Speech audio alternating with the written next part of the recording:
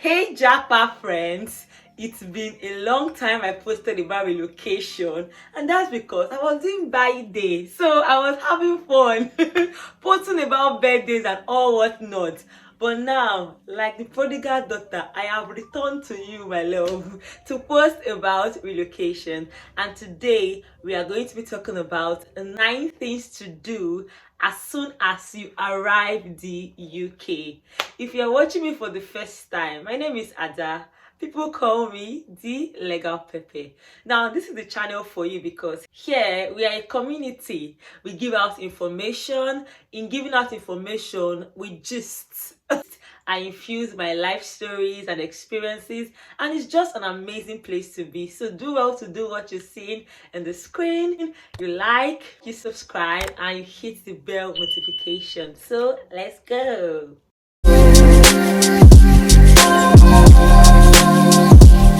If you have been following my Japa series, you would know that I have safely guided you. From the beginning, we started with the documents you need to relocate, the step-by-step process, your proof of funds, TB test, and the last video on Japa was on the airlines to use and how to be comfortable whilst flying. By the way, I'll be dropping links in the description box in case you've not watched any of those videos. So now you've flown and now you're in the UK. I happily tell you welcome to the UK. But first things first, now that I believe you're settled, let's talk about the things you need to do. You may be watching me and you just arrived the UK, or you may be watching me and you've arrived the UK for some weeks. This video is still for you, so whilst I'm talking, I implore you to be ticking the boxes as to which one you have done. So let's start. Now, the first thing to do as soon as you arrive in the UK is to sort out your accommodation. Actually, this part should not even have made it to this video because I firmly believe before you leave your country, sort out your accommodation. The only reason why I'm talking about this one is because I have had numerous emails and Instagram DMs about people being stranded in the UK.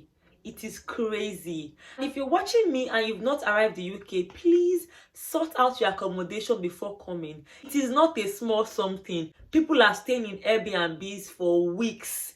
People are sleeping in libraries. It is crazy out here. So please sort out your accommodation.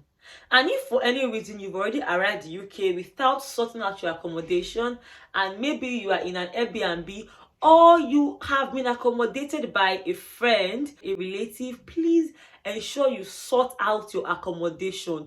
Don't feel too comfortable without sorting out the accommodation because your accommodation is going to help you secure other things.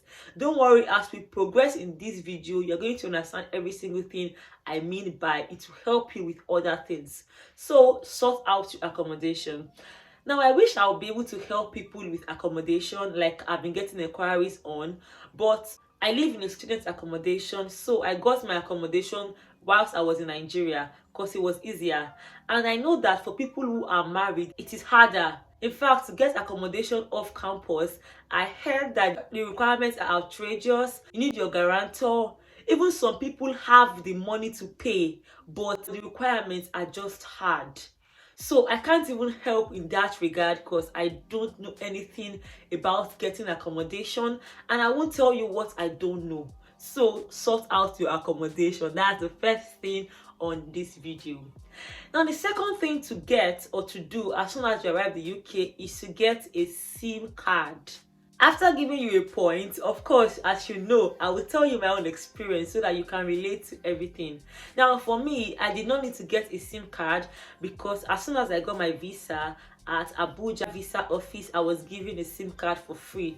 So if that is not your case, please get a SIM card. It is affordable to get. You need a SIM card to do everything here. I would advise you to be on contract. For instance, for me, in a month, I pay £10 and that suffices for me. I'm using Lebara. You can use various other networks. The third thing to get as soon as you arrive in the UK, which to me is even the most important, and that is your BRP. You see, when you're giving your visa, that letter they gave you, it is extremely important.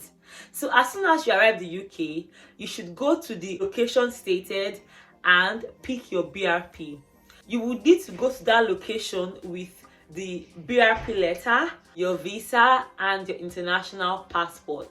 For me, I picked up my BRP at the post office close to me, so it just depends on where you've put during your visa application stage. The fourth thing you need to do as soon as you arrive in the UK is to get enrolled.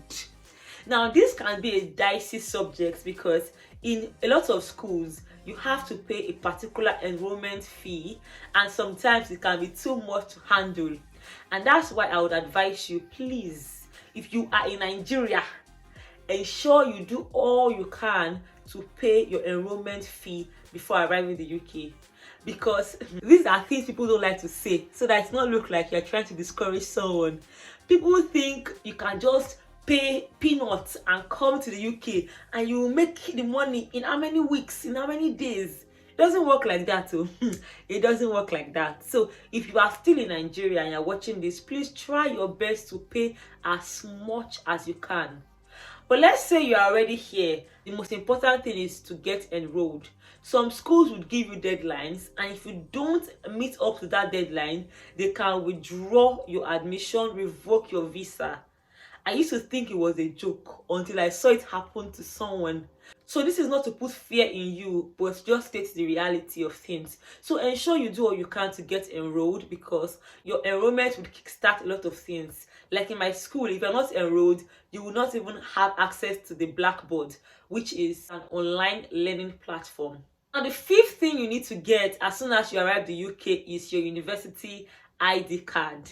And that is so important because with your university ID card, you would have access to a lot of places. For instance, in my school, with the ID card, you would have access to the library and various other places where you would need the ID card for. Also, if you're the type that wants to shop in discounted stores, they would ask you for your university ID card to prove that you're a student, and if you have that, you would most likely get a student discount. So you can see that it is important to get your university ID card. Something I forgot to mention when I was talking about ensuring you enroll. Now, when you enroll, it will give you access to your department's timetable. And that is very important because the UK is a very planned and organized place. So having your timetable would help you plan. So when you get a job, which is something we'll talk about in the later part of this video, so stick around.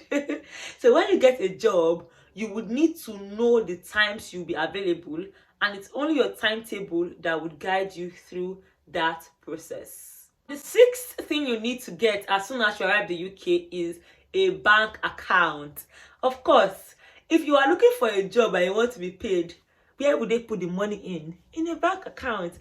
And much more than the financial reasons, a bank account is extremely useful in the UK as it serves as a proof of your address. So whenever you open a bank account, now there are two kinds. There is the online bank account and the physical bank account. Don't worry, I'll explain. Now, for the online bank account, you can just go on your phone and you would have an online bank. Mine is Revolut. You can use other online platforms like Monzo. Online bank accounts are easier to get.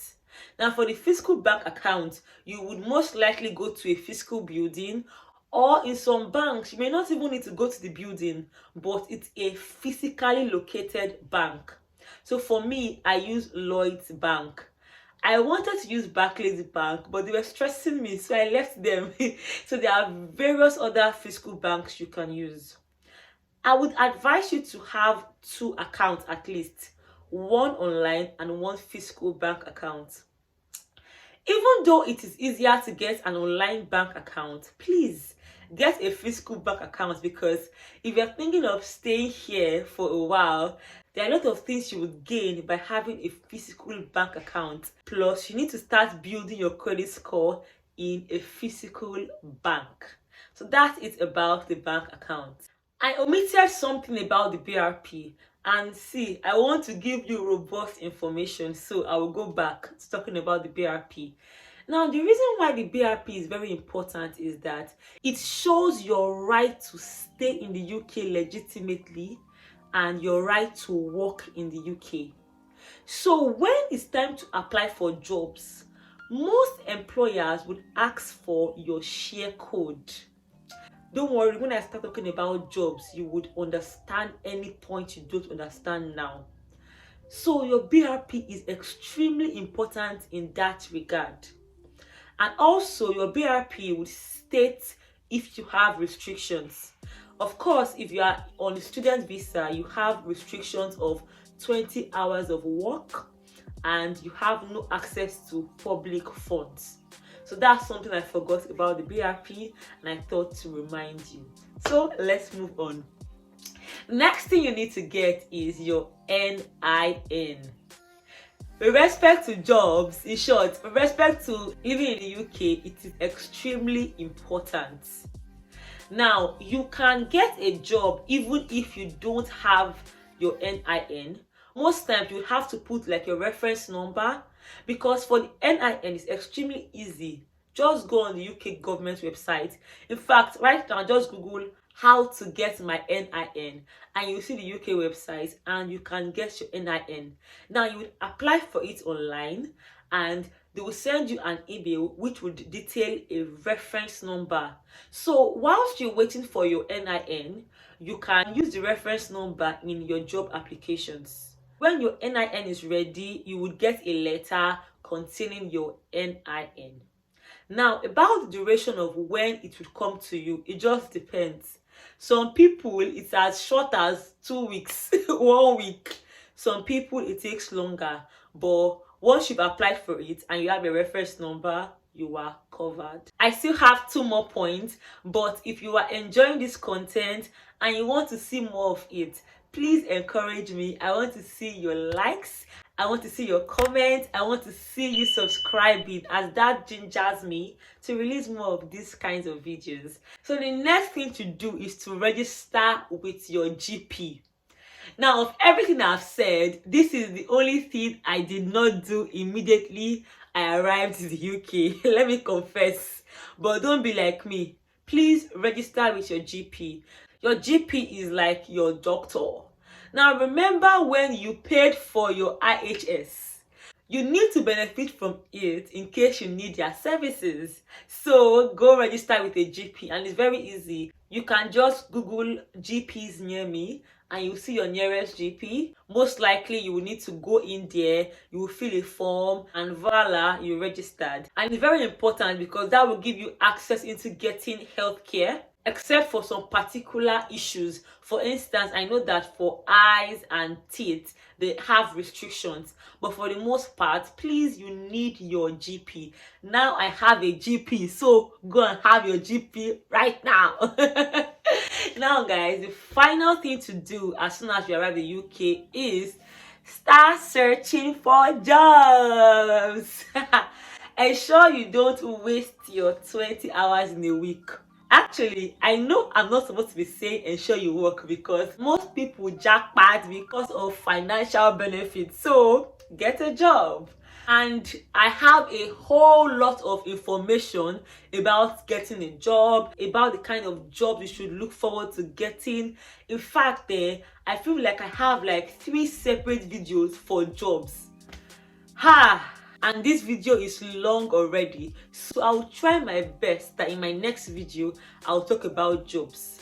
Although I have a truckload of social work content that I have not yet published. I am overwhelmed though with YouTube. I'm overwhelmed. I have so many content for you, so do well to stay on this channel. Do well to give me the encouragement I need. Back to the point, start applying for jobs. Before I come your way next time, when I'll be spilling the tea and the pepper on getting jobs and the job you should have, please ensure you do your best to get a job. For instance, optimize your CV. That's another conversation for another day. Bye guys. The more I talk, the more I realize that I have numerous videos just for you. But you know what? I have tried for today. I'm so tired. I just got back from work. So you will see me again very soon. Until then, bye.